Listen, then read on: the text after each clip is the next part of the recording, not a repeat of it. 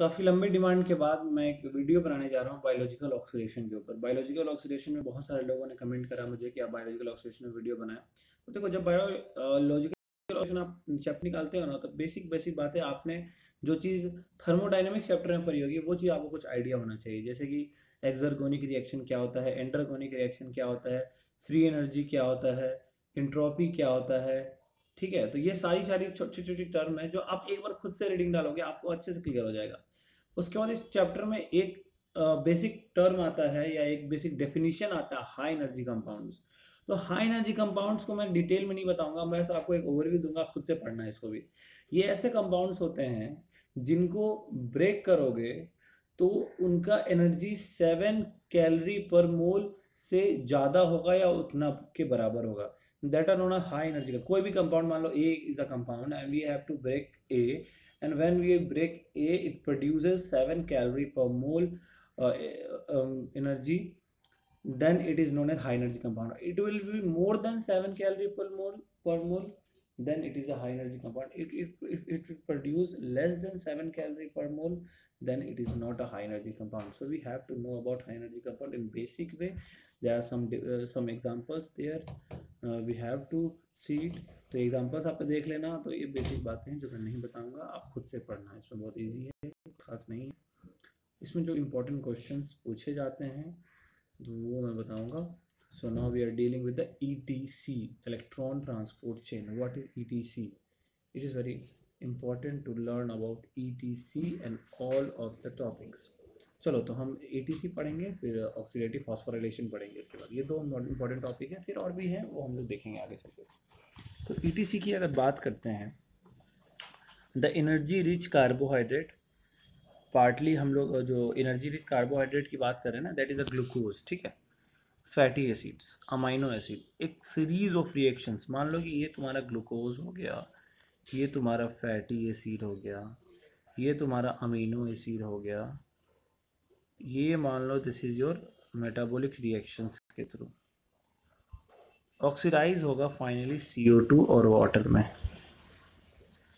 This is your glucose, this is your fatty acid, this is your amino acid, glucose, fatty acid, amino acid undergoing a lot of metabolic reactions to produce, finally it will produce CO2 and water, and that is known as that is the basic electron transport chain, जिसमें होना बस यही है कि glucose, fatty acid, amino acid एक reactions के through finally CO2 और water में कन्वर्ट हो जाए।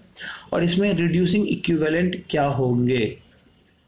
ठीक है, the reducing equivalent from various metabolic intermediates are transferred to coenzymes NAD and FAD to produce NADH and FADH2. ठीक है, now I'm telling you like this, FADH2। ठीक है, तो बेसिक बात ये रही। मतलब कहने का मतलब ये हुआ कि ये देखो, carbohydrate, fatty acid, amino acid किस में कन्वर्ट हुआ? CO2 और वाटर में। ठीक है, और इसमें जो तुम्हारा जो इलेक्ट्रॉन्स हुए, जो इंटरमीडिएट अपने रिड्यूसिंग इक्विवेलेंट्स देते हैं, जैसे NAD और FAD is a reducing equivalent जो है वो उनको मिलते हैं। ठीक है, यहाँ से तुम्हारे जो भी ETC के थ्रू जो भी एनर्जी मिल रहे हैं वो कहाँ जा रहे हैं? NAD और FAD के पास जा रहे हैं। उससे वो किस, जब NAD FAD को वो मिलने के बाद NAD FAD किस में कन्वर्ट हो रहा है? NADH2 and FADH2। ठीक है, अब लेट्स सी देयर। देखो यहाँ क्या कह रहा है, एक बार इसको सबको हटाओ, एक बार फिर से ये देखो, आपको कन्फ्यूज़न हो सकता है। Reducing equivalents from various metabolic intermediates. अब हमने ये बोला कि कार्बोहाइड्रेट, ग्लूकोज, फैटी एसिड, ये सारे क्या होंगे?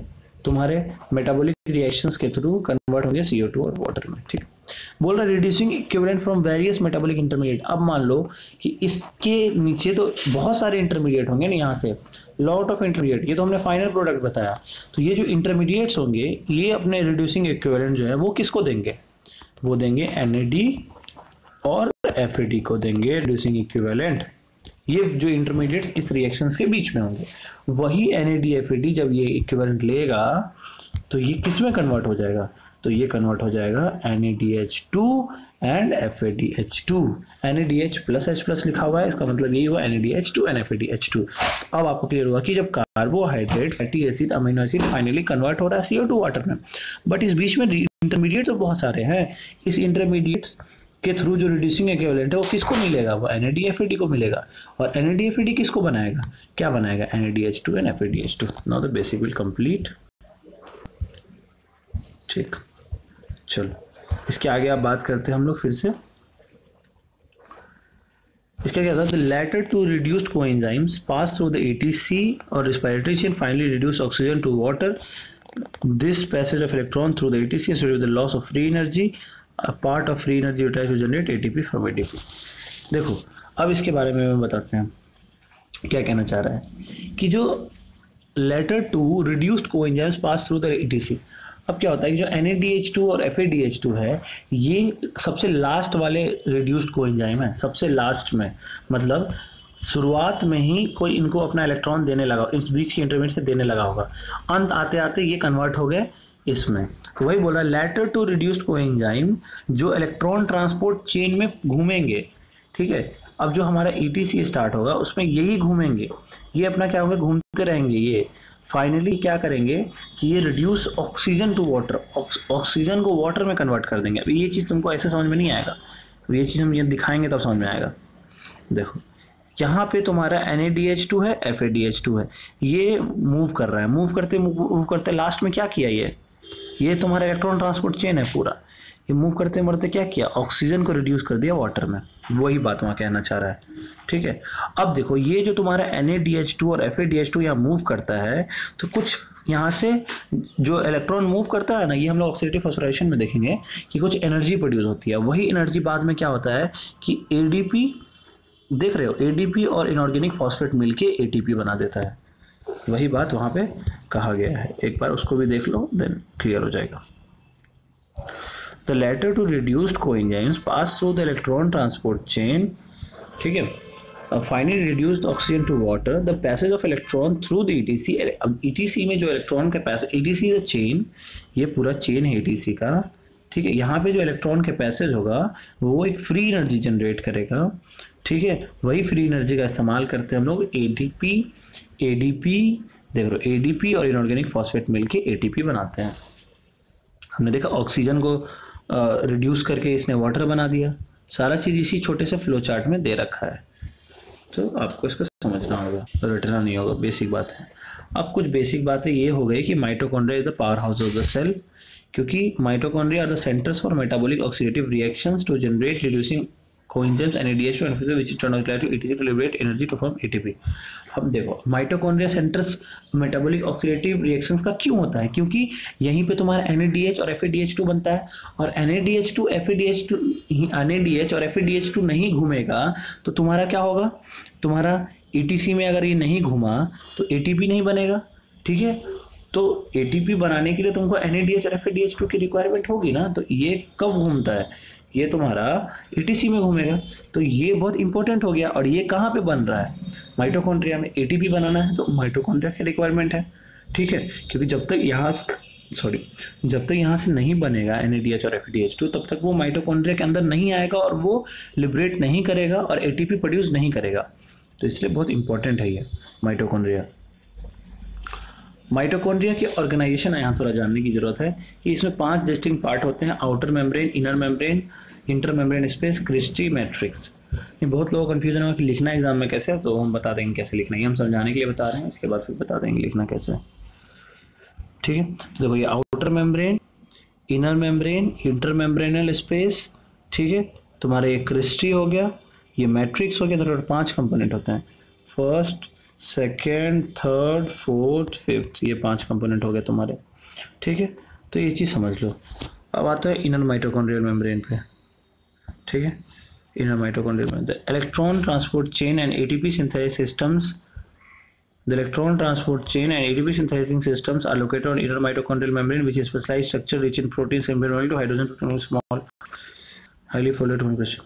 देखो इनर माइटोकॉन्ड्रियल मेम्ब्रेन पे ही तुम्हारा ATC के जो भी तुम्हारा क्या होता है, इलेक्ट्रॉन ट्रांसपोर्ट चेन और ATP सिंथेसाइजिंग मशीनरी, यही हुआ, ये इलेक्ट्रॉन ट्रांसपोर्ट चेन हो गया, ये ATP सिंथेसाइजिंग मशीनरी हो गया, ये दोनों इनर माइटोकॉन्ड्रियल मेम्ब्रेन पे ही लोकेटेड होते हैं, ठीक है। और ये इम्परमिएबल होते हैं हाइड्रोजन के लिए, पोटाशियम के लिए, सोडियम के लिए और स्मॉल मॉलिक्यूल जैसे कि एडीपी और एटीपी के लिए।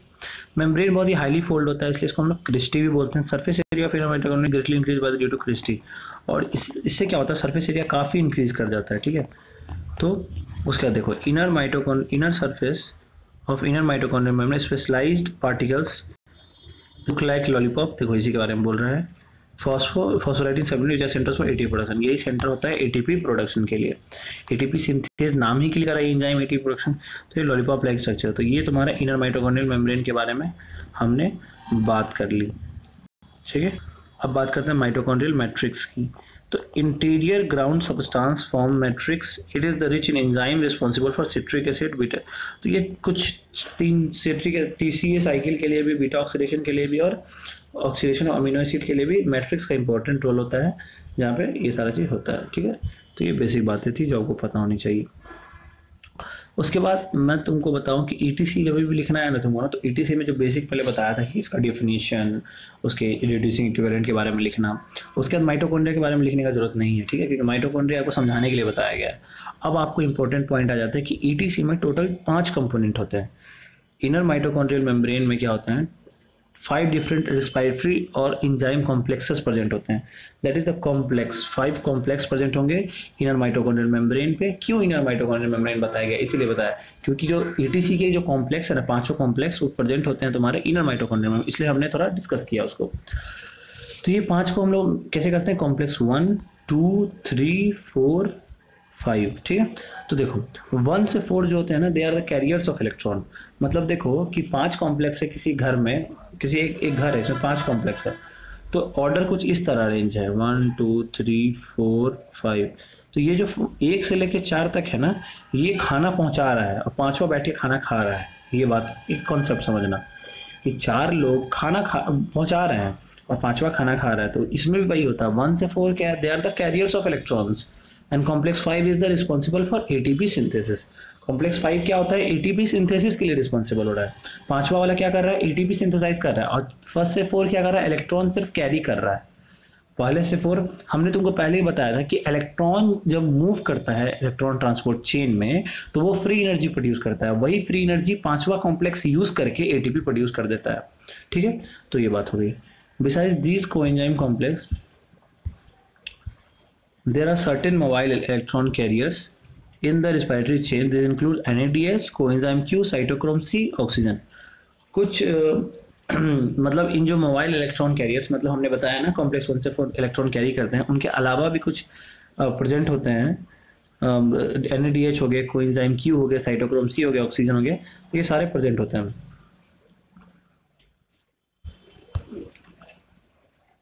मेरा कहने का मतलब ये था कि इतने जो ये इंजाइम कॉम्प्लेक्स है, जो 5 इंजाइम कॉम्प्लेक्स है, उनके अलावा भी कुछ चीज़ प्रेजेंट होते हैं जिनको हम लोग मोबाइल इलेक्ट्रॉन कैरियर्स भी बोलते हैं इन द रिस्पिरेटरी चेन, जिसके अंदर NADH आता है, coenzyme Q, cytochrome C, oxygen.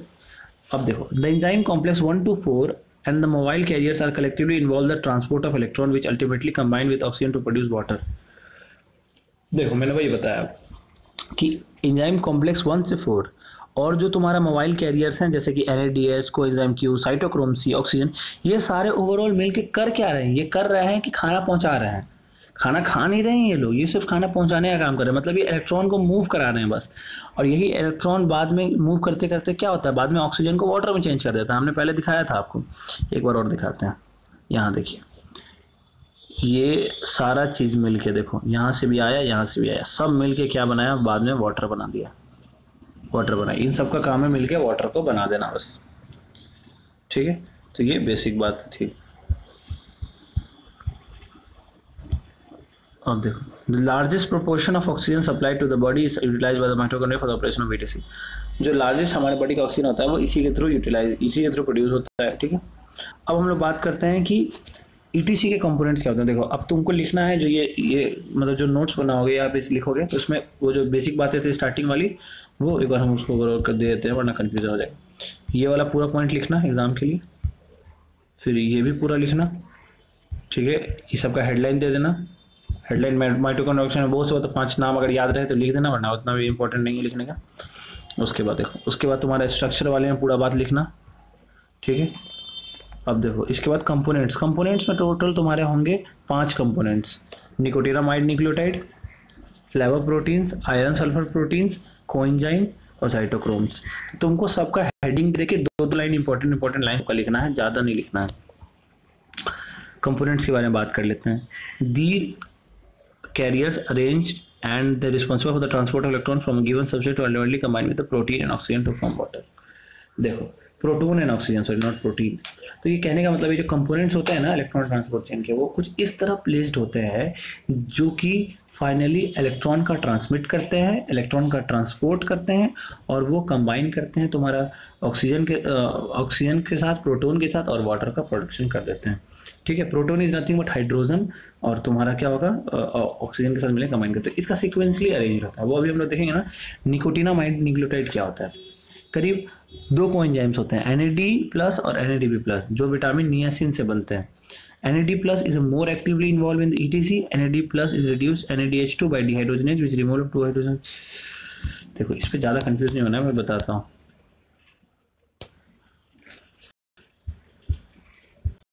तो मेरे ख्याल से ये वीडियो थोड़ा ज़्यादा लंबा हो रहा है, 15 मिनट का हो चुका है। तो नेक्स्ट वीडियो में हम इसके बाद की पूरी बात बताएंगे कि कैसे आगे आपको करना है, ठीक है, कैसे लिखना है कंपोनेंट्स के बारे में।